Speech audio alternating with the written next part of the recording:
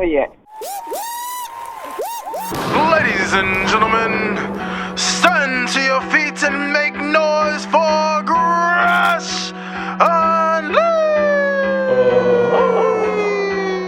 Let's go! When the club go around here, I'm a cactus. Bang, bang, gang, I don't owe you jack. When I'm in the ring, it's just me and my best friends. OC cutting no slack. Hollywood Miz, you can put me on the A-list. Gresh Unleashed, better put it on your playlist. Me and my fam be ballin' like the Bruce. Fight night, baby, hard hitting like Sheamus. Family first, yes, bloodline business. Winning all the gold, look at how they witness. I was taught to be the greatest. 1,000 days I'm running, check out the book of Guinness. Coolin' with the baddies in the baddie section. Guarantee you they ain't jaded. Yellow, you baby face, I ain't feeling your gimmick. The fans think it's overrated.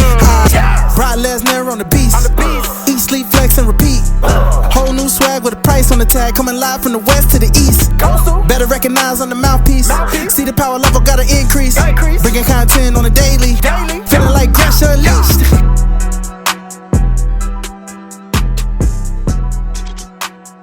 Greetings and salutations, ladies and gentlemen, boys and girls, non-binary pals, baby mamas, baby daddies, and everybody in between. Welcome back to the Gresh Unleashed podcast. This is episode 99 of the show that brings you the good vibes to the best of our abilities. Joining you as always, the voice that does the most, the purveyor of mischief, Gresh. And joining me for the very first time on this side of the pond, he is none other than representing the RTC podcast. He is none other than my guy from the secret side of Facebook. He's none other than Raymond. What's up with you, brother? Yo, what's going on, my guy? What's going on? We back. We live.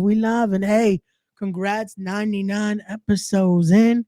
Hey, man. One more for that hundo. One more for that hundo. And hey, man, I'm going ahead and say this right now. We're going to make an executive decision. We were going to do end of the year awards, but I feel like I want to celebrate 100 with my peoples in this community. So I'm going to be sending out invites to chop it up with a bunch of people. Like make a not a star-studded panel, but I'm going to bring some people on next week to kind of, let's talk about the year of 2024.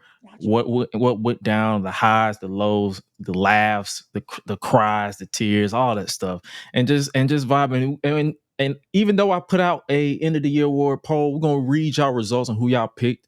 But after that, outside of that, hey, it's just gonna be I'm gonna make an executive decision. We're gonna pivot for next week because it's 100.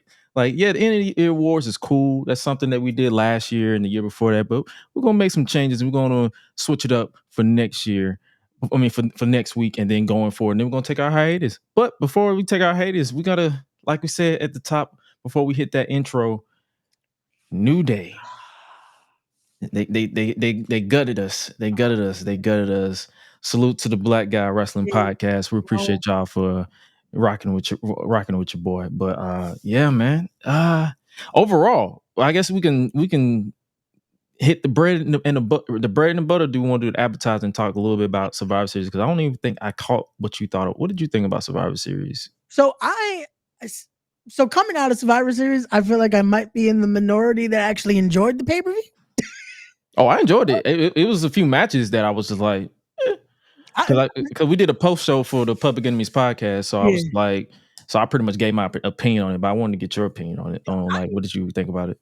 I enjoyed it. I thought both WarGames, in my opinion, worked out. Definitely the men's had the more story structure to it. That it was like, this was where you're going to get the spots that you want out of this. This is where you're going to get those moments of like, oh, okay, we're going to tease. Can they work together? Oh, who's the leader on this side? Oh, okay. You get that Heyman spot, which I loved. To me, that was the best thing. Having Heyman have that, let's make that, see that shot right there. Like having that Punk look at him like, this mother, like, this guy right here. Like, come on. Like, okay. Like, bro, I will smack that tattoo off your chest. Like, keep playing. That's what Punk was asking. He's like, yo, let me get some muffins. Where my muffins at? And then they gave him macaroons. My guy was pissed. He was like, where are my muffins? But nah, it to me worked. Salute to that IC title match, though. Bruh. That match. And I said it. I would not have been mad if Ludwig Kaiser walked out champion on Saturday. Oh yeah, like he's been working. He's been working. Look at that. Look at that. Like Braun is a beast. He should not be this type of talent. Yeah. This quickly, because how long he's been wrestling since what since 2.0 NXT 2.0? It's been less than 3 years in, maybe Yeah, two and a half. 2.0 was what 2021, 2022. Yeah, like he's yeah, and it's one of those things where he's learning. Like my only issue with him at first was he needed to slow down, and he's starting to get that. Where it's like now, because that Frankensteiner was scaring the hell out of me. Like that Frankenstein of his, it's like, bro, why are you landing on your head? Like, slow down. Like, because his thing was let me do the motion. But no, Saturday worked. This title reign's working out for him. Nakamura's gimmick is where it needs to be. They found you think they finally figured it out? I think he finally figured it out. I think this is where it's like now he knows where it needs to go. Only nitpick I might have, don't let him talk right now.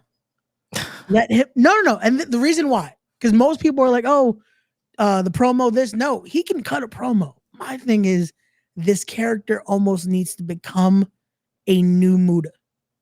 You have the mystique. Because his entrance alone, it felt like that mystique of like, I like this. This goes that way that you have the layers. As someone that does commentary a lot, my thing was I wouldn't even spoken through it. Just let it happen. Those are kind of like the Fiend or his first arrival where they said nothing. Because that's what you need. There's certain moments, just let it breathe. Because it alone, you saw how the atmosphere was. When he won the title, it was that moment of like, wait, what? He just won it clean too. Because it was, again, hits the Kinshasa 1, 2, 3. It's like, oh, okay. Like, and it gives you that reaction. Genuine. And it's like the more I process the story that they was telling, because my initial reaction was like, oh, wow, what is happening? Why did they do this?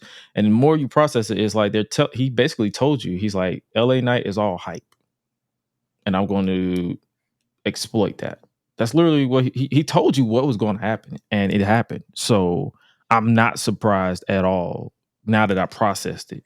Yeah. That he won the title. Now, like I said, like, I'm a key advocate. Like if you've ever heard this show, if you've ever heard me in the long run, I've always said it's all in the follow-up. What are they going to do in the follow-up? Because I am a key component of not giving my hopes up. They are a master of making me get my hopes up and then dropping the ball. And so hopefully they ride the wave. I'm hoping the same, man. That's the only worry when it comes, especially to Nakamura, that it feels like we started up and then we go down. That's like, hopefully with this, we find that momentum now. That Kinshasa was perfect. Like, yeah. So I'm not mad at it. Like, I know some people was like, oh my God, they took the title off LA Knight. He didn't really do much with it. I'm like, we talked about it in detail. It was going to happen. So yeah, even that, like I saw that that the theme music being brought up in the chat. That was something that I'm like, I like the change. Like, I don't even mind that, again, slowing it down, making it more methodical. Like, it adds another element to it. I know the one they did on SmackDown was a trap beat. Yeah, this one worked. The one on the pay-per-view worked. Okay, yeah, keep that one. Like, I'm not a fan of it personally because I feel like I'm not a fan of none of the music. None of the new music, because I feel like everything is always so cookie cutter. Like, nothing fits. Like, hey, I was just watching NXT. Majority of those theme songs are literally the same tempo. And it sucks because you'll look at guys and it's like, wait, who's coming out now? Oh, okay, I guess. Like, the theme doesn't fit the person. Like, Ethan Page, everywhere you usually hear it's like, okay, this fits Ego. Mm-hmm. This theme doesn't fit. It's like, no, this just nah. Like, I love how there was rumors of I think they wanted a remix for Randy, and Randy's like, nope, just leave my theme alone. Like, yeah, he said no, absolutely not. Checking the chat real quick. Okay, Nakamura chat, cool, great wrestler, goes away, comes back, new music, beats him LA Knight every week, beats him and shocks a lot of people. New age champ. I picked Nakamura in my prediction. Yeah, that's what's up. So yeah, that's what I'm saying. A lot of people, yeah, I literally did not pick Nakamura at all. I think I picked probably. Let me see. I picked LA Knight to retain, the Team Liv to win, New Bloodline to win, but I did give Gunther and Braun the right prediction. So it's like I don't mind being wrong. Yeah. So It's that mix. Like for me, I got Liv wrong because I thought Team Liv would win. Because I was like, maybe we'll build that up a little more, have that moment of play into the injury that we thought with Rhea Ripley and everything like that. But hey, again, it worked out. Get the baby faces over. That visual of the end of all of them on top of the cage. I think my only critique yeah. was they didn't play up the stories that they had built in And- with the women. I think that's probably what kind of felt empty. Yeah. With the war games with the women, because nothing was happening. Everybody was going through the motions. Like nothing. I can definitely see that. Outside of Liv and Rhea, because that was already built in by default. Like we knew by default they was going to clash. Nothing like, hey, Io has a championship match against Liv. Let's build on that. Hey, Bailey still kind of has lingering beef with Bianca. Let's build on that tension. None of that happened. Yeah, it just felt like, again, we're having the match. It's like, okay. It almost felt like, remember how the traditional Survivor Series matches were? That it was like, we know people are kind of feuding in there, but they're just in the match. That's how it felt like to me. That was one of those that's like, we're just going to pair you guys together. Here you go. No story to it. Meanwhile, the men's, you had every element to it that you could. Having those little moments, having those little things in there. Again, this best wishes to Bronson Reed, to Jimmy. because did he break his ankle or something? He definitely injured them. I don't know if he broke his ankles. He might have, just because. Because the way he landed, I'm like, yeah. It's the angle that came out from the fan footage. You could definitely tell. Yeah, he's gonna be out for a while. Yeah, because on camera from their side of things, it's like, okay, yeah, he landed right way, putting that pressure. It looked clean. Then it's like, oh no. When you looked at it again, you looked at his ankles. You like, ooh, yeah. If he's not out, if it's not a clean break, he definitely sprained the hell out of it. He's gonna be out for at least a good couple of months. Definitely. With Jimmy, I said it from the get-go. I was like, I know he got up pretty quick. I was like, he's gonna feel that in the morning. Yeah, they say he broke his toe. Yeah, so if it's not like a serious, I've never had a broken toe before. I've had a separated shoulder, but I've never had a broken toe. To where I'm like, I don't know if it's a situation where it's like, okay, he'll bounce back, or luckily he's in a storyline where it doesn't require him to wrestle too much, and they can always pivot around it. Yeah. Well, again, luckily right now it's end of December. More than likely they'll need him for Rumble time. He should be good by then. Or they're heavily taped the hell out of it, and he'll probably put some ice on it. I don't know. I've never broken a toe. I just know it's gonna mess up the way you can walk right now. Yeah. Your balance is gonna be a little bit of a. But no, I said it because I was like, the way he landed, it was like he again flat chested, boom, but he landed straight down. Yeah, he it's not like he went full like splash. Like, you know how some splash your feet is in the air. Like, nah, he tried to catch his body weight, and it just. So basically, what this tells you is from Adam Copeland to Jimmy to Bronson Reed. If you ain't got to, don't jump out that damn cage. Yeah, no, it's high risk, high reward. That's why they say it's like, but damn, like that height. That's again, congrats to EO, and she made it safely. She did her thing. She's the only one. She's the only one. Her and Tiffany, the only two that flipped and came out unscathed. Yeah, hopefully. That's the thing. When I looked at that, and I'm just like, I now know that it's not the best structured. Because when I spoke to Dijak a little while back, he's like, yeah, you walk on that and you just feel like it's teetering. I'm like, that's not good to know when there's people that are going up there that are, again, split second, everything could change. I'm like, when I saw Bronson go up there, I'm like, if Dijak said it was moving, and he's at a decent weight, but Bronson's a big dude. I was like, oh, this is going to end really bad if something goes wrong. and it went. Unfortunately. Yeah, unfortunately. Because it's one of those where it's like it's already hard enough when you're going from the top rope to try to catch your balance, to try to position everything correctly, where it's like, hey, safe for you, safe for your opponent. To go from that height and not knowing when you can actually fully extend or fully, yeah. Hey, again, well worth it to all of them. Speedy recoveries. Yeah, to everybody, because that's the answer. That's the risk that you take entering WarGames. Because I'm pretty sure last year some people was injured too. So yeah, no one unfortunately comes out unscathed, even if it's one of those where it's like I saw Raquel had to get stitches done on her shoulder. Mm-hmm. It's like you don't come out of that unscathed. It's a cage match. You're going to come out with something. But yeah, especially when it's that type of cage match where it's like a one-on-one cage match is more structured. Yeah. Whereas if it's multiple people, like you got 5-5, so you're going to deal with a lot of moving parts. So that's why I don't ever give a lot of flack about these matches, because I'm like, it could be worse. It could have just go 100% just TNA 2010 with the Nasty Boys. So, but we pretty much overall Survivor Series was a solid to fun experience depending on how you consumed it. So that leads into like what's next for the Bloodline. Do Solo Sikoa is lost. Roman Reigns is lost. What is the favor with CM Punk and Paul Heyman? It's a lot of questions like what is next for the Bloodline? It's man. So where do you want to take it first? Because the favor I know is up in the air right now. Everyone's wondering. Yeah, the favor could be something from a championship match in the future if Roman ever gets the title back.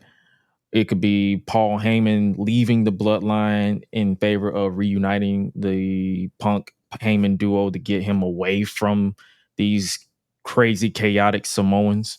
It could be just a simple fact that if, like, who knows? Like, they can go any which way, and that's what I like about wrestling, when they leave you with a question like, "Hey, what ramifications will this favor mean for the future going forward?" Which I love the idea of it, because again, it adds so many layers. It could be as simple as a title shot. It could be when Roman regains some gold. Hey, I'm gonna need that favor. Or it could be that. It could be the, hey, I need you to be my guy because I'm a Paul Heyman guy type of scenario. Or it could be something completely different that we're not thinking of. So again, it all depends on where they go with the direction.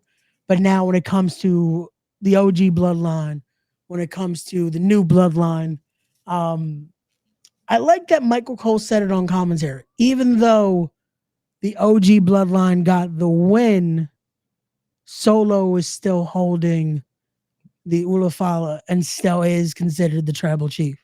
Yeah. So it's like, okay. Because when you look at it like that, technically Roman doesn't have a tribe. Nope. These people came together because the new bloodline kept poking the bear. They cost Jay the IC title. They attacked Paul Heyman, which lured CM Punk. Yep. Sami Zayn loves Jay, so he's obviously going to back Jay regardless. And Jimmy got taken out by the bloodline. So pretty much everybody was here for revenge. There's no tribe. Yeah, so Roman is still technically a tribeless chief. Yeah. And then you have Solo, who still has the backing of "I love you, Solo," and Jacob Fatu and the Tungans. And I'm pretty sure if the way, even though it was a one-off, I would not be mad if Brunson like still lures around the new bloodline. See, that was one of the things I saw this weekend. I was like, I kind of like this picture. I kind of like the idea of he fit. It was like, you know what? This works. Like it looked uniform. It looked like he belongs in this new bloodline. And he did not stand. He did not. You know how some people stick out like a sore thumb. He did not. Yeah, he did not stick out like a sore thumb. It worked out so well that I was like, you know what? Yeah, they could be a united front right there. Like, look at that. Look at that image. That's just like, yeah. You got Solo, you got the Tongans right there, you got Jacob in the wings, and then you got that big muscle and Bronson Reed. Like, and then if they wanted to, literally Bronson and Jacob could be a tag team.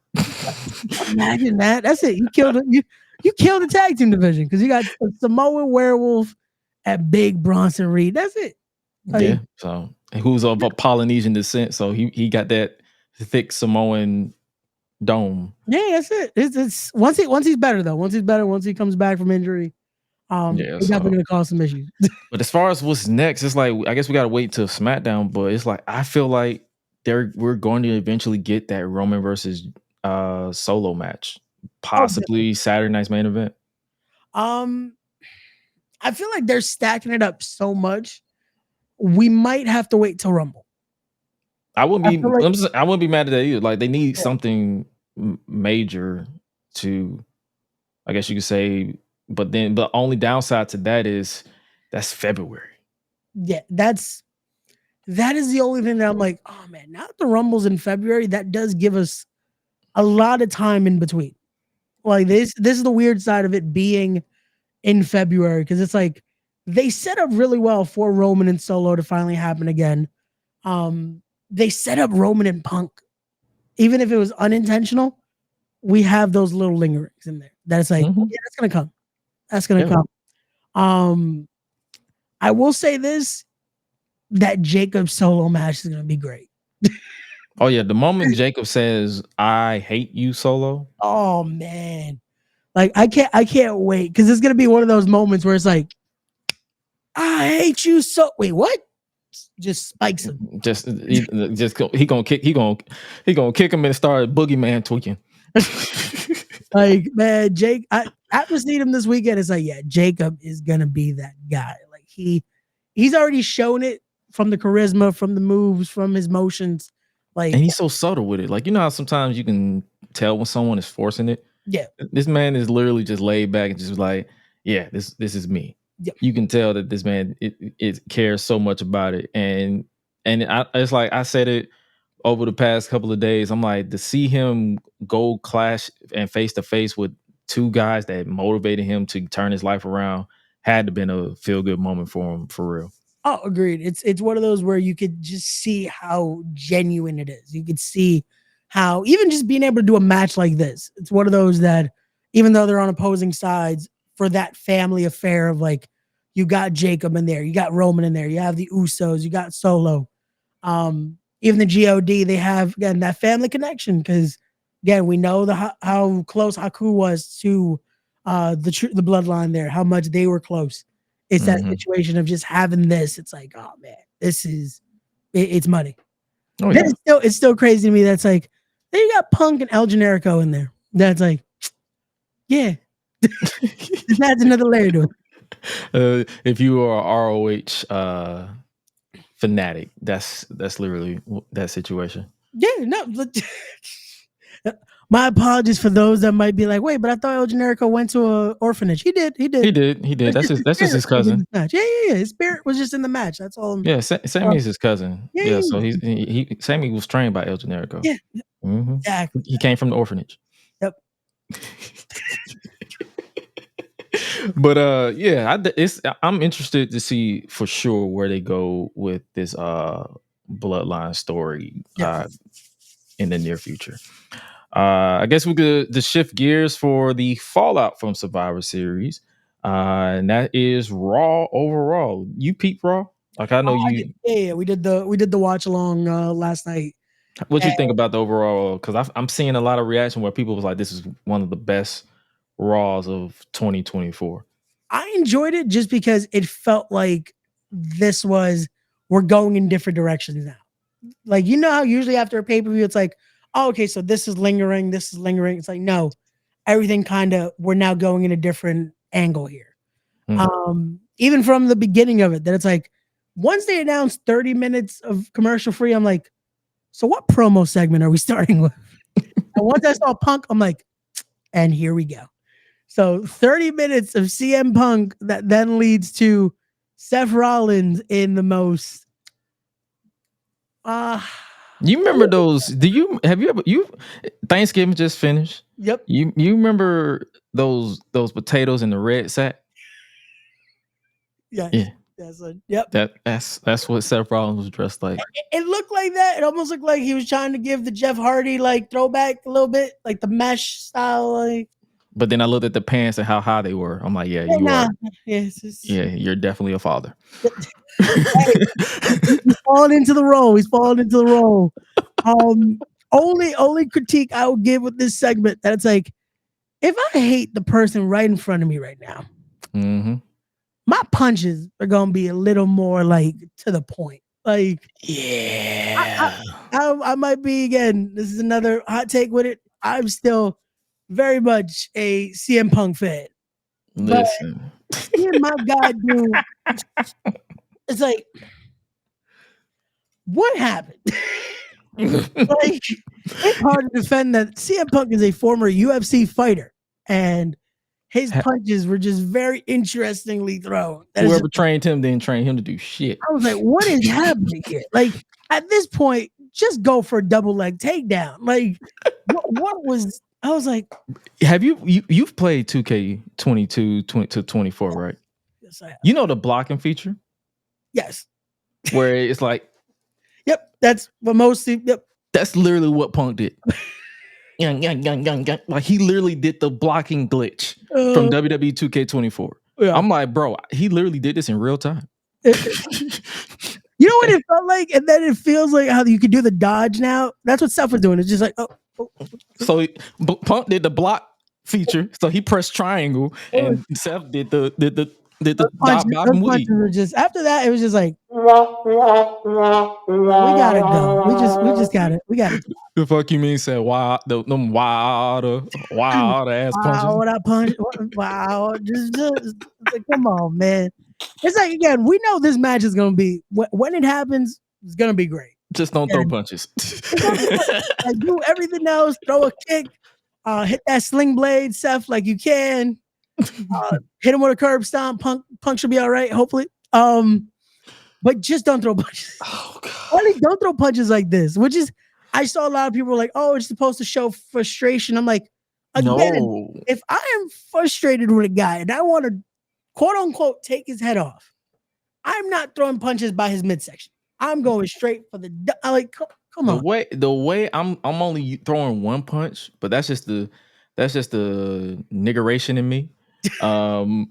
I have calm anger. So if I want to take your head off, I'm just going to take your head off. I'm not gonna like my 5-year-old niece throw more solid punches than that. Like, what the fuck? No. Yeah, it's just the guy who threw those punches, that's who Tony Khan filled his life for? Shit. Like, you gotta love that it's just like, yep, this is where we're at. This but again, when it came from there, we get the Jey Uso save, we get the Sammy save, and then somehow we get Sammy and Seth, and I'm just like, okay. Yeah, we went from a Punk and Seth tell off to a Sammy and Seth tell off, and it was like, so what is your thoughts on this? Like, with everybody, so pretty much everybody's still blaming Seth for creating the monster that was Roman Reigns. But then again, it's like, Roman's a grown-ass man. Well, you know what it is? In hindsight, technically Seth did. If Seth wouldn't have hit him with the chair, this wouldn't have sparked the end of the Shield. This wouldn't have sparked a lot of things. But at the same token, it's like, you gotta let that shit go. Like, but if you look back at 2022, Roman literally said, I tried to forgive you, but I can't. During their build to the Royal Rumble, he's like, I tried to forgive you, but I can't. I hate you. He's like, I can't. He's like, I want to, but I can't. I've worked with you. I can't. Shit. But it's so funny with it. But it's like, we get this. We get that moment that it's like, just, I like the idea of we're going to keep going with this. Having Seth be just like, nope, I'm not taking accountability for it. But the fact that they were the two going at it last night and Sammy having confliction, I'm like, why are you so angry right now? Like, what you joined him again?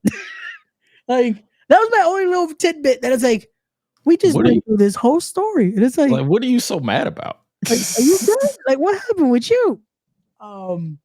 Did he piss in your Cheerios? Like, what's happening? Oh man. But as we keep going, we start to allude now on what will be happening next. Because I forgot to mention it with Survivor Series, the world title match I really enjoyed. Oh, They yeah. went head to head with it. Gunther and Damian beat the ever-living crap out of each other, which was great. I didn't like it the first watch, Yeah. but I did like it the second watch. One thing about me is if I don't process it good the first go round, I have to watch it at least 2 more times to see, okay, what did I miss the first time that made me not like this? And I'm like, oh, I was just tired. It was just a simple, like, I'm just tired. Like, because when I watched it back the next day, I'm like, yo, this is really good. Like, Damien is definitely a top guy that people need to stop dismissing or sleeping on because they're not their favorite. But to go back to talking about Roman and not forgiving Seth and all that stuff. Yeah. Shout out to the Black Guy Wrestling podcast. That they basically said this is all Batista's fault. Because if he did not quit Evolution in WWE, Triple H would not have enacted Plan B. And if Plan B wasn't enacted, the Shield would still be together. The Shield would still be together. The Bloodline would not exist. The Usos would still be together. So that chair shot invoked an entire chain of events that even some people say bleeding into AEW with Mox terrorizing the AEW roster because he pretty much became a dictator off of that betrayal. So, yeah. Seth, this is your fault, motherfucker. This is all you. This is all you, Seth. We're gonna try to find other blames. It was like, no, it's all on Seth. It's all on Seth. And if not, it's on Triple H. If anything, we're gonna blame Triple H for this. Yeah, we're gonna blame his bald head ass. There's a lot of stuff we're gonna blame his ass for. But Seth, it's like he says he atoned for his sins. In a way, if you want to say he pretty much sacrificed stuff just to tear Roman down at WrestleMania, yeah. But as far as like flat out, straight up apologizing to Roman, nah, he apologized to Dean. He didn't apologize to Roman. So it's so many ways they can go with this situation, and then it's obviously going to lead to Seth versus Punk, likely at WrestleMania. Yeah, has to. I think that's where we're finally going to get Punk's main event. You think he's gonna main event night one? I can see night one, Punk and stuff. Yeah, because it's like the hatred far outweighs the title at this point. So it's like, yep. And if they want to just be desperate, they can put the title on Punk and have him go in as champion or whatever the case may be. Yeah. So, but yeah, that situation was interesting. And then, what's your thoughts on this Intercontinental tournament, Intercontinental Championship tournament? Are you feeling it, or you feel like it's a situation where it's like, why are we doing this? No, I like the idea. I'm a fan that we're getting more titles for the women. I felt like the title match, the bracket on SmackDown might have been a little more structured. That's like, okay, this is going to be interesting to see. Because we were watching it last night, and I'm like, who else is in this triple? Like, you felt like afterthoughts. I pulled it up. Yeah. We got Dakota Kai, Shayna Baszler, Katana Chance. Dakota Kai obviously advanced. Zoe Stark, Raquel Rodriguez, Kaden Carter, Lyra Valkyria, Zelina Vega, Ivy Nile, Alba Fire, Kairi Sane, and hold on, my face is covering up, but that like crazy. It's all good. And Natalia. So in the Dakota Kai, Shayna, and Katana Chance, it felt like, oh wait, yeah, Katana's in this match. Mm-hmm. It's like on the SmackDown side of things for the US title, it felt like all those matches, who's a part of it. So for me, it's like, I don't know what it was when it came to this. I almost felt like we could have seen a mixed match when it comes to the tournaments, like have SmackDown participants and Raw on both sides of it, just to have like who could possibly be your next women's IC champ, your new women's Intercontinental champ. The only thing I'm really happy about, there's no vacant slot. Oh, like a surprise. Yeah, because that was my worry. Because I was like, oh, this is how they bring back. Woo! Oh, Charlotte Flair. One of these. We need Charlotte Flair. Like, I was like, if there's a vacant slot, we know exactly who's returning. Because a lot of people thought it was going to be Charlotte replacing Jade Cargill on the SmackDown side, but I was like, nah, I doubt they would have her return on a taped show. Not even just that, but to return for a match like this, like we said, that it is almost guaranteeing injury. Yeah, so coming back to that might not be the best option right now. I mean, she could always face the winner. There you go. In a potential feud, we'll see. Because this will be literally the first time that Charlotte, because I saw someone randomly put this tidbit, this will be the first time Charlotte popped on is going without a title in a year. Like every year since she got called up to the main roster, she had a title. So when I saw that, I was like, damn. Again, I guess they're breaking a little bit of things right there, because I almost thought they were going to give Sheamus the title this weekend because of that. Just because he still hasn't won the IC title. Yeah, but we'll see. But just off the tone, like this isn't your overall prediction. Like just skimming this, including Dakota advance. Who do you see in the finals? After seeing Dakota advance last night, I want to say Raquel and possibly I could see Ivy in there.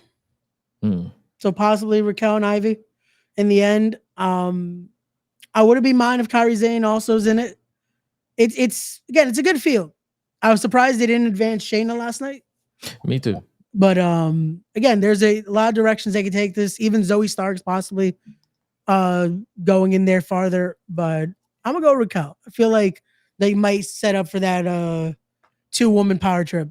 Yeah, I feel like I agree with you on that. Like I feel like Raquel is going to be in the final because they're definitely going to run back Dakota versus Raquel because they got a history from NXT. Oh yeah, and then I definitely see Natalya and possibly either a toss up between Lyra and Zelina.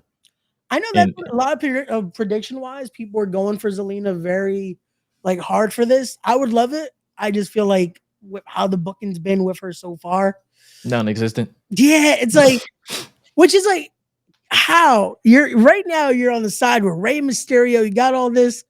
You can't give her any momentum. None. Like none. Like damn. Like, not even when they're in New York does she get like they're coming for Saturday night's main event. Can she get something? Even though they're in Long Island. But I wonder where they're going to put the finals. Like, are they going to have the finals on Saturday night? I know they got the US. So I don't even think they're going to have the finals until after Saturday night's main event. Yeah, because they have it's the 14th that they're going to be next Saturday. I don't think they'll be able to. Yeah, unless they speed up the rest of this tournament. Yeah, I doubt it. Because they don't have any live events coming up. So yeah, I definitely see the finals taking place probably New Year's Revolution Raw. Or that first Raw, because remember the first Raw is going to be on Netflix. Yeah. Okay. Yep. So yeah, I definitely see that's. Yeah, I think that's definitely where it's going to be. So that's what I'm saying. But I definitely see Raquel guaranteed to be in the finals. Yeah. Because I guess it's going to be that toss up. Yeah. So that's what I'm saying. It's a toss up with that. Like but I you know me. I'm excited that Dakota advanced. Like. That's been my one of my favorites since NXT. I always felt like she always got the short end of the stick. So that was that. And speaking of short end of the stick, I guess we can go ahead and address the elephant in the room that we talked about. 10 years of the New Day. Oh man, like I said in a little bit of the cold open, the directions I thought this would go would not prepare me for what we heard last night. Because I thought it was going to be actions. We got a lot of words last night. I thought, we're going to get Kofi doing something that we're going to, maybe Woods attacks. You never know. Maybe we get the It just happens the way everyone thinks. Woods is gonna turn. We see maybe 0. If you guys play 2K24, you know what I'm talking about. Maybe we see that happen. But to see them Big E try to, hey, let's stick together. Let's get this. And it turned into that heartbreaking moment. I was speechless. I could not talk for a bit because I was just like, this is really happening right now. Like, and for Kofi to be the one to do that too, for him to push him back, like, like it hurt. Like, first things first, let's talk about Biggie sound like a preacher. Let's start there. He said, it hurt me deep. It hurt me deep. Like, I'm like, bro, you sound like a Southern pastor, but he is from Florida, so it makes sense. And I think I read somewhere where someone said his parents was a pastor. His father, possibly.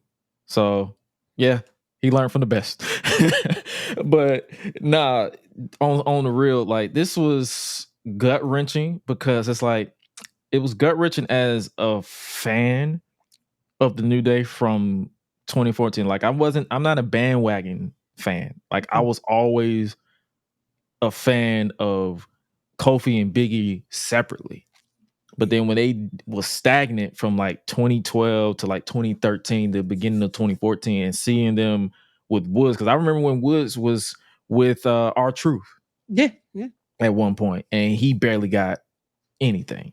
So I was like, yo, give them something. Like, to see guys not look as necessarily like me, but to see 3 black guys in this industry trying to scratch and claw, but to see them finally do something, and then to pretty much go through the ups and downs, because it was some downs. Like, I ain't gonna lie to you, the whole preacher gimmick, though, the preacher incarnation of New Day, I wasn't really a fan of it. Like, the whole, like, we're finna, like, let me tell you something here, brother. Like, I'm like, like, he's like, clap. I'm like, nah, I'm not feeling it. But then when they started really having fun and embracing their just themselves, and then actually me taking the time to actually sit down and listen to interviews and all this stuff, I'm like, yo, these guys got something. Yeah. And then to see the whole unicorns and the bootios, like, hell, the bootios is literally referenced in this theme song. Yeah. For the Gresh and Lee's podcast. Like, if people who listen to it on Spotify or Apple Music, wherever you listen to the songs, it's literally we literally have a section. Highlight has a section of dedicated to New Day, because that's how impactful that they were. And to see this, it's like, after processing, like I told Lala before we came on, I watched this more times than I probably should. But it's like, to see, this is a segment that didn't need physicality,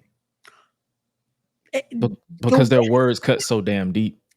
The way they took it, I was like, yep, you don't need anything else. Because it gave you that same reaction. Because I thought, oh, if they're going to do this, like, really cement one of them going heel, the fact that they did it like this, it was like, I like it. You didn't need one strike, because it just struck us, just those words. Like, that alone, it was just like, oh, this hurts. Yeah. This hurts. Like, this thing went 10 years. Like, hell, you can't even get factions, and they survived the Vince McMahon era. Yeah. Who was pro breaking up factions just because he was bored with them. Yep. No, left and right, no matter what. It was like, oh, we're breaking this faction up, but it's working. Now we're gonna break it up. And it's like, and then it's like, I feel like, because we've said it on this show a couple of times, I feel like this direction of New Day was needed, because there was a time last year where it felt like New Day was just a sideshow. Like, they had nothing. They had no interest. It was just like they were just going through the motions. Which it's understandable too, that it's like, you kind of need that change. You need something. And I think that's what everyone was expecting. That's like, oh, they're gonna have to. One of them is gonna have to go. Like, one of them is gonna have to turn heel. One of them is gonna have to do something to spark that interest again in their careers. But to do it this way, that it's like, oh, now it's getting us talking. They knew the minute they did that, it's like, oh, now everyone's gonna go into it. Like, now what? Where do we go with this? What's gonna happen? Someone check on Mia Yim's sister. Oh, Chris Yim went crazy in the good way. She went off on X, and hey, more power to her. It just She don't play one thing about her. She don't play about her man. That's all I'm saying. Hey, it was great to see. It was funny as hell. Just like it's like damn. It was. I was balling like, bro. When I tell you, I got on Twitter and she was like, "Well, what they say? Fuck me for?" I was like, it was the instant. It was that 50 Cent moment. Like, fuck, why fuck me? Like. And then she started going on Kofi's chest and then talking about Xavier was underdeveloped taste buds. Mia chimed in and said, "Let's get them Popeyes biscuits but hide all the liquids." I'm like, this is hilarious. I'm just dying laughing. And then it's like to see this unfold. I'm like, and then I chimed in. I said, Kofi's titty muscles was more parted than has been parted longer than both Obama administration terms.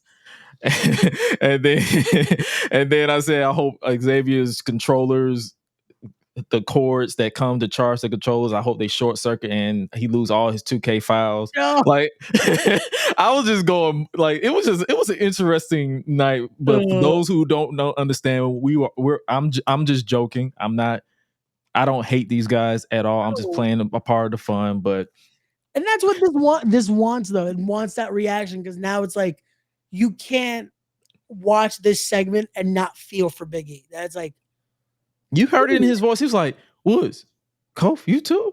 Like you heard the cracking in his voice, and I'm like, I ain't never thought I was gonna be feeling this sad for a motherfucker that can break me in half because he's so damn big. Yeah, like this man is just a big teddy bear, and it's like, yo, they got something here. Like, and it was like I know a lot of people was trying to be dismissive of Kofi as a heel, but it's like if Kofi embraces his up down persona, Mr. 24, it was Mr. 24/7.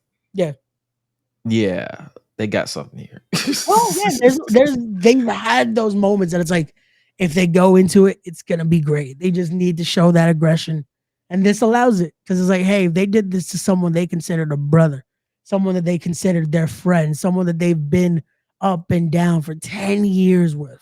Be able to do this, imagine what they're going to do to the next person, what they're going to do to someone that's standing in their way to hold gold once again. Yeah, because you know Wood's gonna want that Intercontinental title. Yeah, and this is why I predict. I say he's gonna basically lose that first championship, and he's gonna become desperate. So now they have an opportunity to take that desperation for that singles goal and to really have like I don't know if they're gonna necessarily have him go after Braun, or if they do have him go after Braun, he wins it by dubious means, and they could turn him into a babyface. Yeah. Like we can definitely see that, but Braun is more so of a tweener anyway, so he can beef with whoever, so they can make it work. Yeah, it works out in either direction, but definitely they have a lot they can work off from here. Man, but just that it's funny because now processing it is like, man, this was sad, but we're dying last night on the Knuckleheads. And we just started singing "End of the Road," and I felt bad for Gigi because Gigi's crying or she's going through it. I'm just like, well, yeah. I definitely played the Martin version from Mars. I was like, it said, "Cooley High was a tragedy." I was like, yo, this is sad, but to play devil's advocate, because I look at both sides of the coin, it's like I see where Kofi and Woods was coming from. It was like, bro, now you wanna come be our manager and come play cheerleader? Like you could have, like you didn't have to have surgery. You could have easily been by our side, or at least like you've been on all these pre-show panels and you see us having heat with each other. You could have put us to the side months ago. But now that we have this celebration and we're about to take that next step, you want to say, oh, let's put this to the bed. Let's put this to bed. Like I'm gonna be here every week full time to motivate you and to uplift you. And they're like, nah, bro. Nah. It's a little too late now. Which again, it makes sense. Like if you look at it from their angle, it's like, yeah, it's a little too late. Like we needed you then. We needed you when, hey, the Final Testament was coming after us. We're not winning matches. We're not feeling that positivity. Where were you then? Where were you then? Like you could have easily hit us up and be like, yo, I got somebody in mind. I got somebody in mind to help us. Like, nah, you weren't there. Like you basically ghosted us for the past 4 years. And when I thought about it, I was like, damn, it really has been almost 4 years. Yeah. 3.5 years since he's been in the ring. Because that was what, 2021? Give or take, yeah, that it was. Yeah, it's been almost. Damn, it's been that long. Yeah, but like the end of 2021, like he lost the title, and then he was just stagnated around the mid card, the tag team division, and then that injury happened. Right. Which is, I feel like a lot of people forgot. Oh yeah, he had a separate theme already because he was already doing solo stuff. Yeah, a lot of people didn't. Yeah, they was like, wait, that was an Intercontinental Champion in 2021, won the title in 2022, and then lost it to Brock in 2022. Yeah.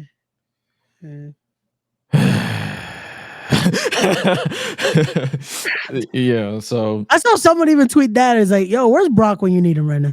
I'm like, he's fighting allegations. Yeah, like, he's real busy right now. He can't be part of this. He can't be a part of this right now. But nah, it's I'm interested to see where they go with this direction. Like they basically hit a gold mine when it comes to the reaction, because the reactions to people are still talking about it 24 hours. I'm pretty sure going to talk about it next week. People are hitting me up who are more casual than the air condition in certain people's houses right now because it's so hot or cold wherever you are. Yeah. But it's like they're like, yo, this is intriguing. Like, I want to see where this is going because they've been together for so long, the three of them. So it's like, it's going to be just a tag team. Are they going to try to replace? Didn't they try to replace him? Yes. With Steven Richards. True. Yep. Mm-hmm. Yeah, that's all. That's all we're gonna go with. We're not talking about anybody else. We're not talking about nobody who's named after a truck. Nope. Steven Richards, the Royal Rumble 2004 winner. Steven Richards. Mm-hmm. He was there. Because there is a truck named Odyssey, isn't it? Yes. Yeah. So Yep. That's all I'm gonna say. Yeah. That's all you were. I know what you're talking about. You're trying to bring up the Honda Odyssey. Yeah. It's a good car. It's a good car. Yeah, it's a great car. Like it. Like they literally try to replace this man with a car, like an inanimate object. It's crazy. But nah, they said let's hate them. Nah, for real. But y'all get me. Nah, it's intriguing. No, it's what we needed is that reaction. I don't even think he gets a team. I think this sets up for his actual eventual return. Do you feel like he's 100? He's close to getting cleared? I don't think they would put him on TV if he wasn't. And that's what I was telling Lala earlier. I was like, when he got injured, they did not reference it at all. They talked about it when it happened, wished him well, and moved on. Because you have to think about the extent of the injury too, where it's like it was such a worry because they couldn't do surgery yet. Yeah. When it got to the point that it's like we're a year in, it takes this long to even determine if there's going to be a chance of surgery. It's like, wait a second. So he might be done. But the fact that they let him be around the ring, it's like, they might be giving us that tease. I think, because I saw people talking about maybe by the Rumble, I think this needs to be a little longer. Maybe around, some time. You got Rumble, you got Elimination Chamber, you got WrestleMania, then you got SummerSlam. Pretty much, I feel like, and that's a 2-night thing. I think SummerSlam might be the perfect time to pull the trigger on this, because I feel like you also need to now build the New Day. Yeah, you got a month. You got 2 months. Yeah, you got the rest of this month, and you got all of January. Yeah, and then you got the Royal Rumble in February. So yeah. We can also, again, if they done well, we can have that moment of almost like when Undertaker came back and Kane is just reacting like, but I buried you, like that type of moment of having maybe Woods and Kofi just taking out someone and then boom, it happens. But yeah, there needs to be something where again it matters and it gets that moment of like, oh, here we go. Like it's about to be that just genuine reaction there. Oh yeah, Ridge did low key reference it, so he might be close. Because like we said, they would not reference it at all. They would not even bring it up. Like they wouldn't even bring up other people who had broken necks and came back. Like it's a whole thing. Like I feel like if like you mentioned the Kane and the Undertaker thing, if they play their cards right, they can just set up Big E just facing both of them at WrestleMania. It could happen. It could happen. It could get maybe he needs someone to even the odds. You never know. Or it might just be that one-on-one that it's the having Kofi out there against him, or maybe even Woods against him. Again, there is a lot of ways they can take it. It's just one of those where we're definitely gonna have our eyes glued to see what could happen. Hey man, I've been with this team for this faction for a decade. I'm gonna be rocking with them for another decade. Because you know they're gonna. It's like and a lot of people don't really understand this. You know for a fact that they pitched this angle. You know for a fact this is something straight out of Xavier Woods' TV show type of the way he be talking on. If you watch Up Down Down, the way he talks about certain storylines and stuff, you know this is fresh out of his ideas. And then Triple H is like, oh, I get to break up another faction. Bet. See, but that's the thing too. We technically are we breaking it up, or are we just unfortunately, hey, to make this keep going? When you think about it, sacrifice one. When you think about what he said, just go back to your desk job, and if we need you, we'll call you. So they're technically not even kicking him out. They're just saying, yo, just leave us the hell alone. Yeah. Well, again, it leaves that door open for a reunion in the future, but it also, we know this isn't going to go down quietly. Hey, we might get that. We might just get the first ever intergender Mania match. We might get Mia Yim's sister coming out. We just we might get Big E training Chris Yim to whoop Xavier Woods' ass. This was that one moment that I was kind of hoping that Shelton would tweet. Oh yeah, he didn't say, but he about the Yims.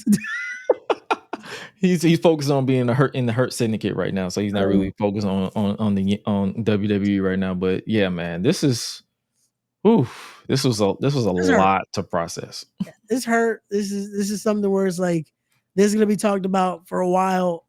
I can't wait to see what they do with it next week, and just the direction they take. Because this is the only thing I'm worried about. I hope this isn't a next week they don't even mention it type deal, and it's like, oh, the following week. Now it's like, come on, like you need to strike while the iron's hot with it. Keep going, build up something. Just we're gonna get a whole bunch of promo packages to kind of recap, and then they're gonna probably. But yeah, we're definitely. This is a different incarnation of New Day. Yeah. Will they completely scrap the entire whole positive vibes? Probably. Yeah. Hopefully they don't butcher the theme music though. I hope not. Oh man, now they're gonna need a whole new look, a whole different look to it, a whole different vibe to it. Maybe we get a new cereal out of it instead of Bootios. We get something else. What we get? Damn, we gotta come back with that. They're gonna get a new cereal. Well, because Bootios is the actual butt. Yeah. So if they want to give us shit, they could just say Cocoa something. We're gonna come back to that one. Yeah. Yeah. We need something that's gonna be like just Yeah, because I'm about to discuss myself. Yeah, this ain't for you no more. This is just we're just Bootios make sure you ain't booty. These make sure you don't suck.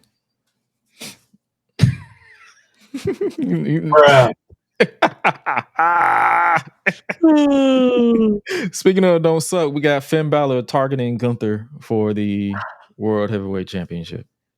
So I'm glad that this is the direction they took with it, because I was like, are we just gonna keep going now with Finn and Damian? Like this feud never ends. I Him think attacking Damian got Gunther, injured, I think he did, unfortunately. so I Because think you can they. tell, like, as much as I was saying earlier with Finn, with Damian and Gunther, they went to war, but you could tell there's a part where you could see the shoulder going like black and blue. I'm like, okay, yeah, he actually hurt himself. As much as like they played into it for Finn to hit the coup de grace, it's like no. I think he actually somewhere in the match he actually injured himself. Mhm. But no, this was. I thought Finn almost injured Gunther last night. Because one of the coup de grace, when he landed on They his got him. side, I was like, Didn't they get him like in the canvas, like in the pelvis, yeah, like on the. I was like, I don't know if Gunther wanted him to land there because that's just like, oof, okay. But this is gonna be good to see. I like that it was almost like, see, this is how you do it, kid. Like, even just those little bits of like, this is a whole different Finn Balor now. This isn't him focused on the Judgment Day. This isn't him focused on anything else. This is the Rock and Roller trying to come for a title. Like, Yeah. So, and we got it official. It's basically official for Saturday night's main event. they're doing a lot on Saturday night's main event. Like, they're setting up for multiple title matches because we have the world title, we have the WWE title match, or yeah, we're getting a lot at Saturday night's main event. Yeah. So, December 14th is looking real spicy because, yeah, it'll be 4 days after we go on our hiatus. So we basically won't be covering over here, but we'll definitely be covering over on the Public Enemies podcast. But yeah, man. What do you think they're doing with this Dom and Finn thing? Because you know they're basically the Judgment Day is definitely. I definitely don't see the Judgment Day surviving past the Rumble, past January. No, yeah, I think it's unfortunate we're getting to that point where it's run its course. I can see Dom. Hey, he has his girl. He'll be fine. He's just gonna move along. I feel bad for Carlito. I know what we're gonna do with Carlito. He's just gonna be vibing in the background, taking falls until his contract runs out. Probably, unfortunately. Why would they bring him back to then just do nothing with Carlito? It was like we had him signed for like a few months, and it was like, oh yeah, now we'll finally bring him in. Then we don't know what to do with him anymore. Then we're gonna do this build up, do nothing with it, draft him over to the other show, and now it's just like he's there. And they put him in another faction. Yeah, it's just like what was the point? Because his peak for this run was literally Backlash in Puerto Rico. But that's the funny thing. He wasn't even signed then. That was like one off. That made them be like, oh, we're gonna sign him again because look at it, look how jacked he is. And it's like, all right, we'll sign him, we'll do the spot, and then do nothing with him. Yeah. But and then you still have technically what are they gonna do with JD McDonough and Finn? Like, you already know JD's gonna follow Finn around. So like, but yeah, with Dom, I feel like they're definitely gonna have that moment of the tease. Is Dom gonna cost Finn a title shot here? What's gonna happen with Damian in the mix? Do we possibly get that triple threat down the line? Maybe Damian, Finn, and Gunther. But yeah, there's definitely directions they could take it. But the end of the Judgment Day, street trash, whatever you want to call it, they're all. Have they referenced the street trash recently, or they just that was just a one off? Because I haven't heard. Mentioned it when it came to Gunther versus Damian. Like he kept calling him street trash, and I was like, huh, they're gonna bring that up, huh? Like we all didn't know that was a possibility. And then they made shirts. They made those shirts. Yeah, I'm like, absolutely not. I wouldn't even wear that privately, let alone in public. But yeah, Finn Balor, Gunther, feed it to me. I'm intrigued. Last but not least is we mentioned Liv. They're still continuing Rhea going after Liv, unfortunately. Yeah. Because they're targeting the eye because right now it's going to be Liv versus EO at Saturday night's main event. So they're pretty much getting that out the way because we already know it's going to be inevitably Liv versus Rhea probably at the Royal Rumble. Yep. which it makes sense. Again, do it at one of the bigger stages to do something like that. I do like that they're really setting up this Saturday night's main event though, because I was a little worried when they announced that it's just going to be, oh, we're not going to do like storyline based matches. It's just going to be, hey, you wrestle this person, and just we'll do a show.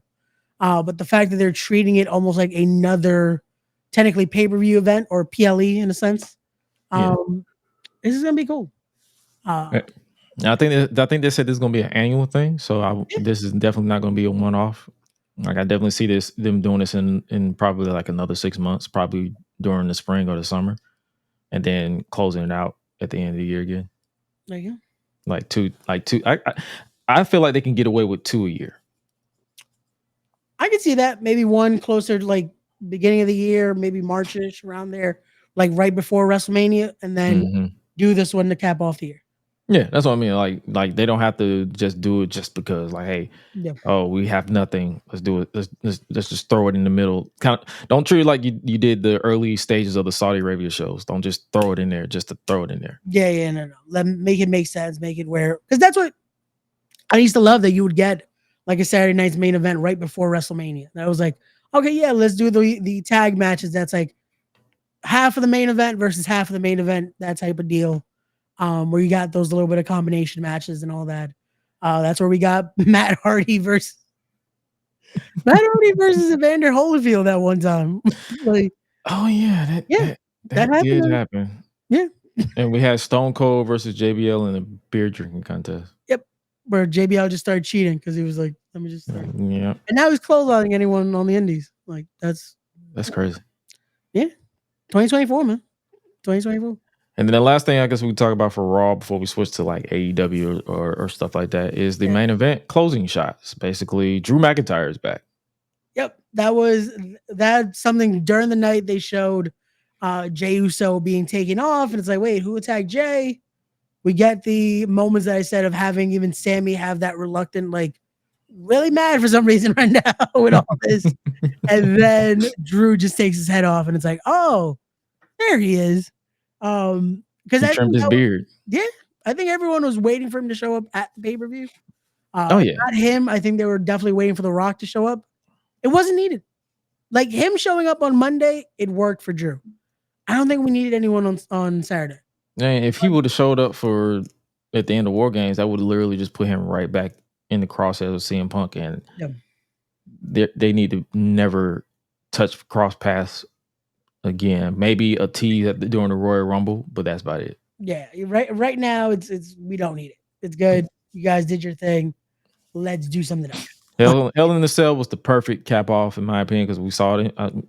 The crew saw it in person, so it's like, yo, we're done here. Yep. Let's move on. This was a great opening for a pay-per-view.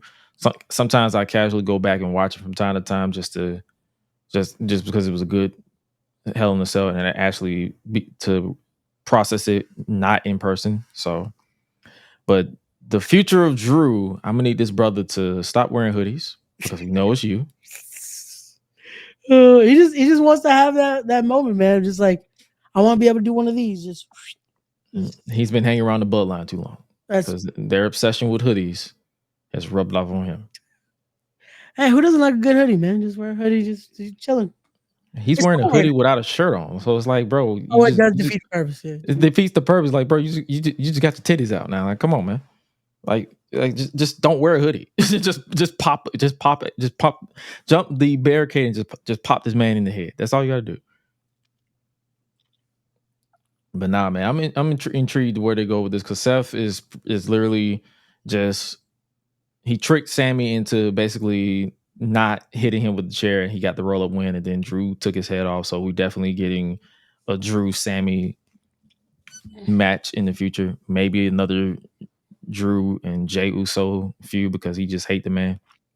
It's just, hey, it's the song that never ends, man. It's the song that never ends here. As long as it's not him and Punk right now, let Punk and Seth have their thing. It's the power of negativity. That's what Raw is about right now. That is the power of negativity and basically pettiness. But Yeah, Raw overall was like, it was one of the better shows of 2024 in my opinion. I enjoyed it. Agreed. It definitely, again, it didn't linger. It was one of those where it was like, okay, this flowed really well. I didn't even miss that third hour. You know, some of them it's like, oh man, this was rushed. It was like, no, this worked out. It worked out and everything is flowed to the point where I'm like, damn, we really about to go back to 3 hours in January. Yeah. Well, you know, that first hour was going to be a lot of celebrity, like, because they invited Travis. It's gonna give you time to get some libations and beverages and whatever, what have you. So there you go. You've been peeping the Continental Classic for AEW? I've tried to. I can't say I've watched all of it. I saw they just unfortunately announced Juice Robinson will no longer be a part of the Continental Classic, which I'm like, what? Why can't Juice ever be like, again, another one that when they finally give him a little bit of momentum, see it. So he's been replaced by Commander Junior. Junior here by Commander. Oh, Commander. Yeah. Oh. Apparently he was an alternate. I didn't know they had I didn't know they had alternates either. So there you go. I know the rumor mill, everyone was hoping Speedball would be a part of this. Speedball is not a free agent yet, so unfortunately he can't be a part of the. No, he's still signed to TNA, right? He's technically, yeah. He basically gave his goodbyes. They basically feel like they're at the point where he is done, but his contract doesn't end until officially January 1st. So he basically got a free December. check. Yeah, he's just, hey, he could do his indies, but when it comes to the actual, he has to finish up with his obligations under contract. Makes sense. What are your predictions of the Continental Classic going? Like, how do you, like? I got everybody else's predictions. Like, how do you see it going? As far as how it's been right now, I really hope they do something with Fletcher. I'm high on Kyle Fletcher with it. I'm high on Kyle Fletcher. I feel like it should be something to finally get him that breakout moment, but it's hard with how they usually build people up because this is another one with AEW. I feel like once it's like, oh, we have someone else in the wings, we're gonna forget about what we just started at the last pay-per-view. We're just gonna switch it up. Who's your like make it or break it for your bracket right now when it comes to the Continental Classic? My make it or break it right now is who is on this bracket? Because I actually enjoyed. Let me see. Let me pull up the actual bracket. I actually enjoyed. Well, my main guy is Brody King. Okay. So it's like if he's cooking, I'm cool with it. But it's like I feel like my make it or break it right now for real is I kind of agree with you right there, Kyle Fletcher. Yeah. But I feel like a hitting horse for me is Shelton Benjamin because I feel like this AEW run he has something to prove. Definitely. No, it's one of those where that is the case for a lot of people. I could see that be for Shelton getting those redemption moments. I could also see it for Mark Briscoe, man. Him finally getting that AEW moment. Gotcha. Yeah. And it's like for Mark, I could see it. Kyle, I feel like he needs that this isn't just, oh, he did his stuff with Ospreay. It's like, no, this is Kyle Fletcher again to do something. Who more than likely I can see them just give it to at the end of it all, though, is going to be Darby. Just because I feel like it's the usual, when in doubt, Darby. Let's have Darby in the main event against Okada. Oh, wait, are they on the same bracket? They are not. They're on opposite sides here. So I would not be surprised. Like, hey, when in doubt, just give it to Darby and have Darby versus Okada to see if he can overcome the Rainmaker. Well, or see if Okada can kill him first.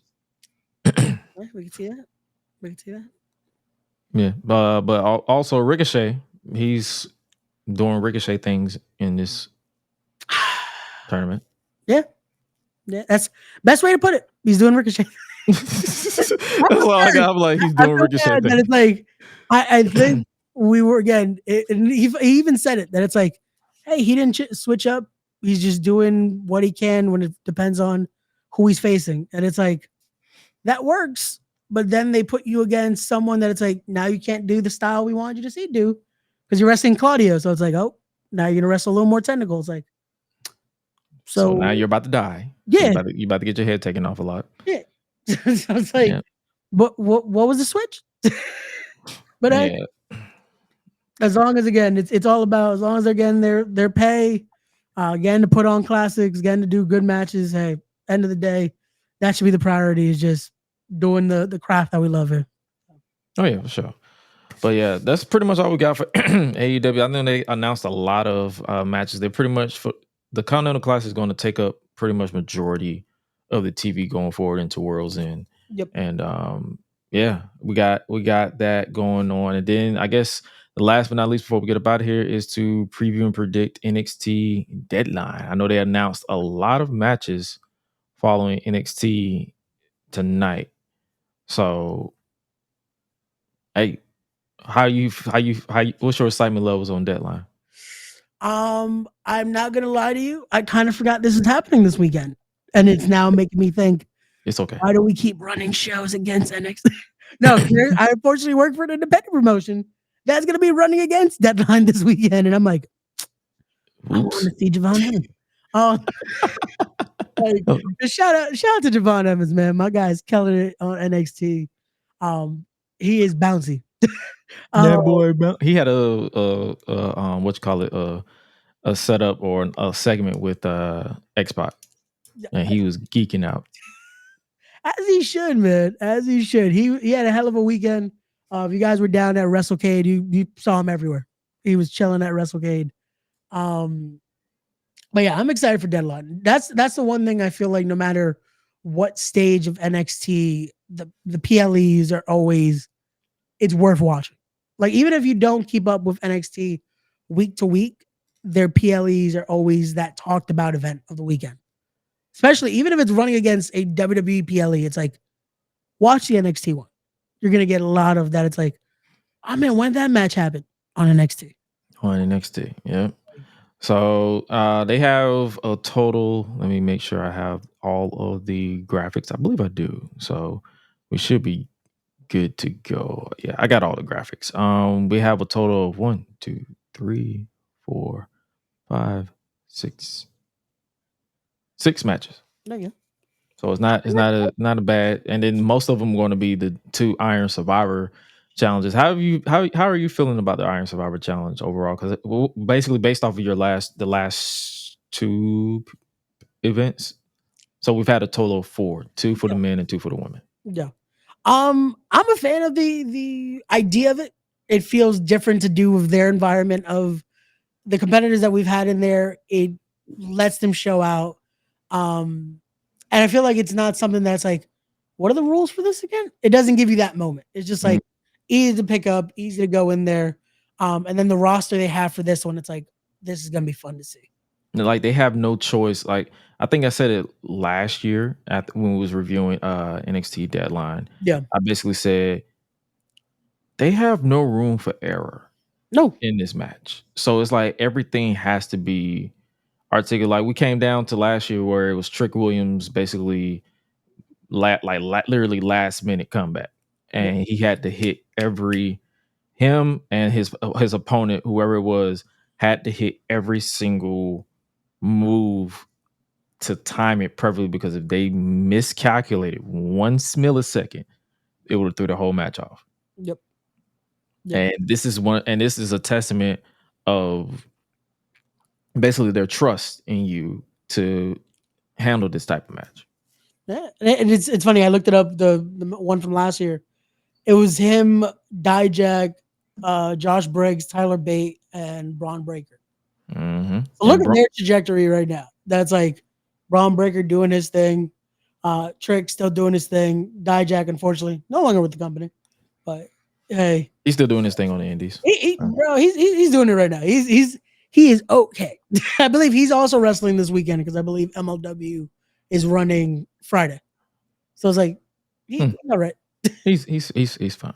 He's doing speaking of the Iron Survivor Challenge, I guess we could knock that one out. No, not the first one out first, and that is for the women, and that is Julia, Sol Ruka, Zarya, Stephanie Valkyrie, and the woman who won the last chance fatal 4-way, Ren Sinclair of No Quarter Catch Crew. Okay. Before we even get into the match, the NXT women's roster right now is stacked. Yes. The fact that you have Julia, Delta, and Stephanie Vicor all a part of your women's roster, yeah, you're doing all right. You're doing all right. But then you have the homegrown right now with Sol Ruka in there. You have those moments of just, and this isn't even half their roster. No. Like it. I right now I can only imagine Steve Corino and Shawn Michaels are just like, okay, so how do we make another banger this week? What pair do we put together? Like, shout out to Steve Corino who's getting to produce and be really hands-on with all this. Yeah. This one's hard to predict. Mm-hmm. Like, because I want to give it to Stephanie Vicor, but I feel like they might keep it a little while longer around with Sol Ruka. I don't know. So you want to go with Sol? I think I'm gonna go with Sol. Okay. So I had to digest this match and Yeah. as well as the men basically because I know I saw a lot of discourse where people was like, well, who's gonna take the pin? Everybody. Everybody's getting pinned in this entire. It's like no one's getting protected. That's the purpose of Iron Survivor. Yeah. Now you'll have somebody who will never get a point. I can probably tell you right now, and probably going to be Ren, who's not ever going to get a point. Unfortunately. So because they have too many powerhouses. Like they literally have Zarya, whose setup is a spear into an F5. Yeah. Hey, you gotta do what you gotta do. But if I have to go based off of like, I want it to be Sol, but I feel like they really, and I feel like they're hesitant on Julia and Stephanie because of the language barrier. I can see that. I would just throw my hat out there and just say just give it to Zarya and just have her go for the title at whenever they do the next I guess you say TV special. Yeah. Probably like New Year's Evil, I believe that'll be the next TV special. Yeah, I believe so. That would probably be the right after. Yeah. In January because it's usually like a little bit before the Royal Rumble, but that's the thing too that I was about to say, like right before even that week of. But yeah, we don't have the Royal Rumble in January anymore, so they have freedom now. So we shall see. We shall see when they put that together. But definitely, yeah. So I think it might be Sol, but we'll see. We'll see what happens here. Keep it to the Iron Survivor Challenge for the men this time. We have Wesley, Javon Evans, Nathan Frazier, Ethan Page, and the man who won the last chance fatal 4-way, Eddie Thorpe. But it's a question mark on Eddie Thorpe because they closed NXT this week with him laid out. So either it'll be a surprise like replacement, or it might be a fatal 4-way. Iron Survivor. I think we're gonna get a replacement. Who could that be? Not sure right now, but I definitely think we're gonna get a replacement for it. I think we're gonna get, unfortunately, the demise of Eddie Thorpe little by little. Because unfortunately, hey, you accidentally caused the boss's daughter to get hit. Yeah. Like you don't mess with the final boss. But I gotta go with Javon Evans. Like, oh yeah, because it's like I give you Javon Evans, but I have to go with Wesley because I feel like they started something with him, but then he kind of got sidetracked a little bit with this beef with Javon Evans. But I feel like Wesley is gonna sneak his way to get that dub and finally once again go for the NXT championship. I feel like you said what now? No, I was gonna say, you know what's crazy? I feel like we're both going like for those two. Watch it end up being Ethan Page because these two are gonna cost each other this match. Because it's like I'm gonna go for Javon because I'm like, okay, now I can get away from Wesley. You gonna go for Wesley to get away from Javon? Yeah, Ethan Page about to just steal the win here. Or they might give it to the surprise Yeah. replacement if they go that route. Like now, I kind of want to predict who will be the surprise replacement. Like, do you feel like it's gonna be a free agent or is it gonna be somebody like? Do you feel like it'll be Obafemi? We could see that, or we could see they did. Hey, there is new signees. We could see maybe Lance Hawaii make his debut. Yeah. Who I feel like whoever took out Eddie Thorpe to close out NXT tonight is going to be a replacement. There you go. So Hey, and it again that could fit. The final boss sent Lance as revenge for or Hikuleo. Could be Hikuleo. Because hasn't he been signed for like a couple of months now? Yeah, he has. He has. So who knows? We can see what happens. So that's my 3 picks: Obafemi, Lance, or Hikuleo. I'm gonna stick with Lance or Hikuleo right there. So. Okay, yeah. The reason why I say Obafemi because he ain't been around since Halloween Havoc, so that could be. Yeah, they need to do something with Obafemi, or unless I feel like they might save him for the Rumble. Might be that. That's the way to bring him up there is at the Royal Rumble. What was it? Yeah, we'll see. That's intriguing, but our picks remain the same. Yeah. Now switching gears back to the women, we have the NXT Underground match. Jada Parker, Lola Vice. Jada legit crashed out on NXT after getting screwed out of the qualifier by Lola again. She said, "All right, let's run this shit back." Verbatim. So I'm not even paraphrasing. Makes sense.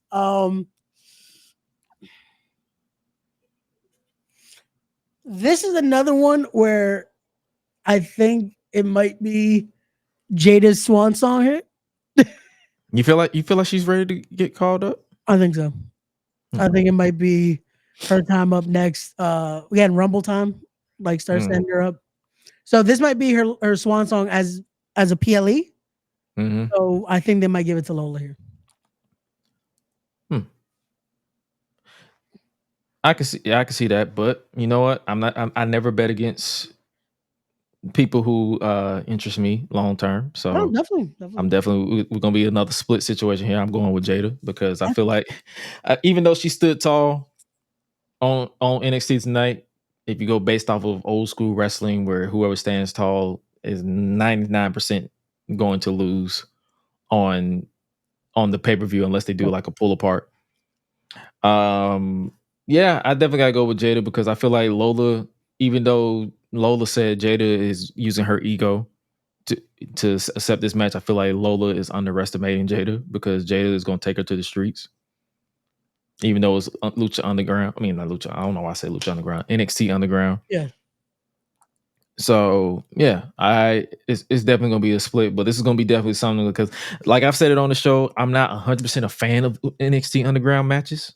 I wasn't really a fan of it when it was Raw Underground, but so far I'm not against this match happening at all. So yeah, you got Lola. I'm going with Jada.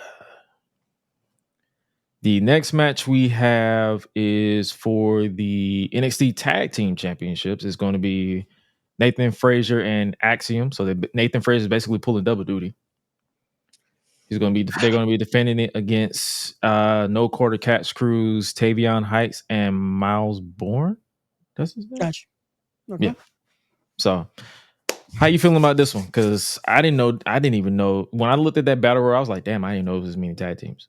Yeah, I did not know as well. I think they're gonna keep it on Nathan and Axiom a little while longer because I feel like right now they're in the groove of things. Even though I want to know who they're finally gonna have that betrayal happen against. Because if anything, I thought they would finally do it when they faced MSK earlier in the year. I thought that's where we're gonna get finally them break up, have their feud, because that match alone is gonna be great. When they finally go against each other, Nathan and Axiom is going to be great. But yeah, I think it's an easy retain here. I don't think. I feel like their breakup is going to happen when I think they're trying to. We're expecting it too much, so they're like, "Dog, when can we catch them off guard?" And it might be a situation where they're like, "You know what? Just pull the trigger." Yeah, because it's getting people are expected at this point because y'all blatantly teasing it. Yeah, too much now. That's like, hey, on Twitter they teased it on. Just between matches, they've done it that they've had the mishaps, this and here and there. But we'll see. But this one, I'm going retain here. I feel like we're on the same page here, but I feel like it's going to be a show breakout performance up for Tavion Heights and Miles Bourne, especially Tavion Heights, who's still kind of fresh off of his Japan excursion. Yes. So I definitely see them showing up and showing out. And hey, they may surprise us. They may put the title on them, but I'm just gonna go with the safe bet here and say we're gonna have a retention here, and it's gonna the exhaustion is gonna kind of play into Nathan Frazier in the Iron Survivor Challenge, depending on if that's the main event or not. Gotcha. So the last match we have is for the NXT Championship, a match that I'm not really interested at all in. I'm just gonna keep it blunt. That is Trick Williams defending against Rich Holland. We spoke about Rich Holland during the New Day segment, so it's like they're pretty much continuing the story of Rich is dangerous. He tore down Chase U to chase Trick Williams for the NXT Championship, and they actually had him stand tall to end NXT by drilling Trick to the announce table. But Ava say he's going to be there. So I'm gonna go with Trick Williams here. Yeah, there's not much else I can say with this match. Just Trick Williams with a win. Hold that title for a little longer. Yeah, and I think the reason why I said Trick Williams is going to retain as well is because I feel like whoever wins that Iron Survivor Challenge is someone he's basically going to have to is going to give him a better match, because I feel like recently the interest in him as champion hasn't really been as strong as I would like it. Yeah. So I feel like whoever wins the Iron Survivor Challenge is definitely going to bring out that fire. Like if it's a Wesley, you know for a fact it's going to be a killer match. Even if it's a Von Evans, you know they've been like subtly teasing that when they've been teaming up. They're like, "Yo, it might be me and you one day, OG." Like you know how Malachi likes to talk. He's like, "Yo, OG." Like, yeah, I got you, I got you. Even though he's not that older than him, but he calls everybody on. He's still a young kid, man. Like it's still crazy how young they are. Every time I see him, every time I see Jackson Drake, I'm just like, damn. Every time I see him, Billy Starks, Jackson Drake, I'll be like, damn, y'all making me feel old. Bro, Dave, it's like, damn, I used to be your age when I started in this. Damn, I feel old now. Like it's tough. That's like me as a content creator, where I've been doing content for like 15 years now. Since like 2009. Like close to 15, 10, like 12, 15 years, around that number. Yeah. And I'd be seeing people, they'd be like, "Yo, I remember you when you first started, like you was on Twitch." And I was like, damn. Because they'd be like, "Yeah, I'm in my senior year at college."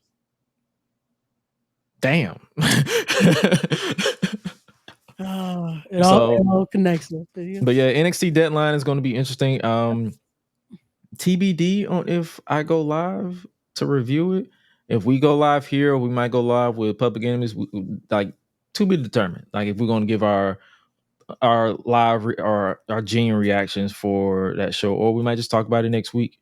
But nevertheless, it should be a good show. NXT Deadline always delivers, in my opinion, especially the Iron Survivor challenges. Any last thoughts on this show? Again, like I said, with NXT, there's never going to be that moment of like, should I watch this show? Should I not? It's like, nah, this is going to be, you're going to hear a lot about it this weekend. Stacked card, top to bottom. A lot to break down with it. Again, tune into the channel. Maybe you'll see some Gresh reactions to it. You never know. You'll definitely hear Lala talk about it on Monday. So, yeah, because most of her wrestling nieces and nephews are on the card. So. Yeah, so it's definitely going to be that. But again, tune in, definitely check it out. Again, you got a lot of young up and coming talent in there, and just a lot of great talent. Like seeing it's always crazy for me to look at it, and it's like Wesley's on there. You got Ethan Page on there. You got those young up and comers. You got Javon in there. You got so much that it's like, this is that crop. And then you never know what could happen. Again, we started seeing the process of WWE IDs. You never know who could make their way to NXT next. Mm-hmm. Yeah, and I guess get your opinion on that before we wrap up today's show. Like WWID, like Triple H basically at the press conference, he basically was like, "This is what we're gonna do. We're pretty much gonna." He basically gave a full breakdown. Like, this is what we're gonna do. We're gonna invest in this next crop at the top of these schools, and we'll see it grow because he's like, we love what we did. We're doing with the NIL program, and now we're gonna test the waters with the WWID. Like, do you feel like who do you feel like they're gonna get their next top guys from this initial crop of talent? Oh yeah, I feel like this is. I'll say this: it's either gonna make or break the independent circuit right now, because I feel like it's one of those where this is either gonna finally put that fire again in people. Where I could compare this to Evolve. If you remember how Evolve was back in the day, that was like, hey, if you made it there, you had Gabe's eyes. And once you were there, now you started to see NXT involvement a lot. I feel like with WWID, it's the same where you're starting to see, okay, these are a lot of guys that people usually talk about anyway, the Jackson Drakes, the Marcus Mathers, the Zeta Steels, that it's like, okay. And now that they're involved with schools as well, it's like, who knows who can get picked up next? That's like, it's cool to see that this involvement can start building up that next crop now. That it's like, okay, so who's going to get that first pick of like, oh, we're going to use this person, or we're going to officially sign this person. The reason I say it could be make or break though is now we still haven't understood really what else does this limit certain people from doing. Mm-hmm. So is this going to be a, hey, once you're with us, that's it? There is no, hey, let me try to go have a TNA match. Let me go try to have an AEW match. I can definitely see them not letting you do AEW. That's the only thing. So it's like, that's the only little thing, because it's like, okay, so what do you do till then, you know? Yeah. But, hey, it's been successful so far, because the people that have been ID'd, you're seeing them a lot more now. Like, shout out to Jackson Drake, my guy. The minute they announce it, confirm booking here, confirm booking here, confirm booking here. It's like it has done. The eyes are there now. It's more of, I feel like this is going to be the, hey, keep doing your thing, improve, and you'll be a part of that next NXT signing, so and so. Mm-hmm. So, yeah, but hopefully you guys enjoyed today's episode. A lot of moving parts, but we got the ball rolling and got the job done. What you got coming up, and where can they hit you up, my brother? Definitely. Thank you again for having me, bro. Again, this was last minute, but we made it work. We got a little unleash in here. But again, you guys can always check it out. It's going to be on Respect the Craft. Everything is now at the RTC Pod. We'll be live tomorrow, like I said, at noon. I'll be live with Tony Cini as we're going to be promoting Titan Championship Wrestling's upcoming Aftermath Revenge event that will be happening this Saturday live in Hoboken, New Jersey. Stay tuned. A lot of big things happening. I might have confirmed very big episode coming soon. I can't announce it yet. Just waiting on the logistics of timing and all that. But it's gonna be a dope one. So definitely go follow, check it out, and I'll tell you about it off the air, because it's gonna be a fun one. Oh yeah. Make sure you guys definitely stay tuned in and stay tapped in with RTC, Respect the Craft, because this man is grinding. We in the secret group like to poke fun at him, but he is definitely one of the top guys in as a content creator as well as a commentator that I feel like needs to be basically signed real soon. If I'm gonna be candid, because I don't like to sugarcoat nothing, but yeah, he's definitely a top guy that I feel like is definitely. I don't like to use the term underrated, but he's definitely somebody that I feel like a lot of people need to keep their eyes on. He's had so many dope talent and dope wrestlers on his show, so basically, definitely pull up on him, and actually, make sure you guys pull up for us next week, episode 100. Like I said, next week I'm making an executive decision. We're gonna basically can the end of the year awards, because I feel like it's an episode 100, and I'm gonna be candid with y'all. I don't have a category. Like, a lot of stuff has been a lot of moving parts. A lot of categories is not finalized, and you know me, I don't like to half-ass anything. So I just made an executive decision. We're gonna do a panel next week. I'm gonna send out an invite. We're gonna bring a whole bunch of people on. We're gonna talk about everything that went down in wrestling this upcoming week, and we're gonna basically recap and look back on basically everything that went down in 2024 thus far, and where do we see wrestling going forward into 2025.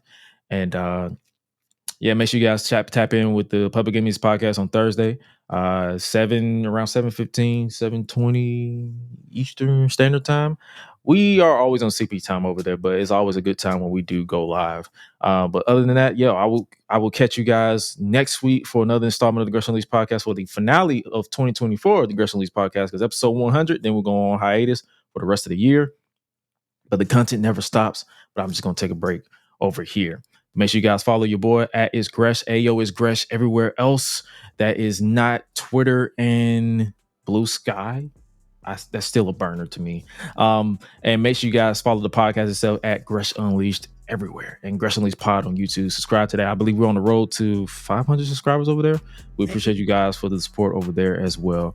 But with that being said, make sure you guys scan the QR code to subscribe to the podcast and give us a rating of wherever you listen to your podcast, if you listen to audio format. And hope you guys enjoy your holidays coming up, and just make sure you guys stay safe out here in these streets, and remember to always eat, sleep, flex, and repeat. We out. Y'all be breezy.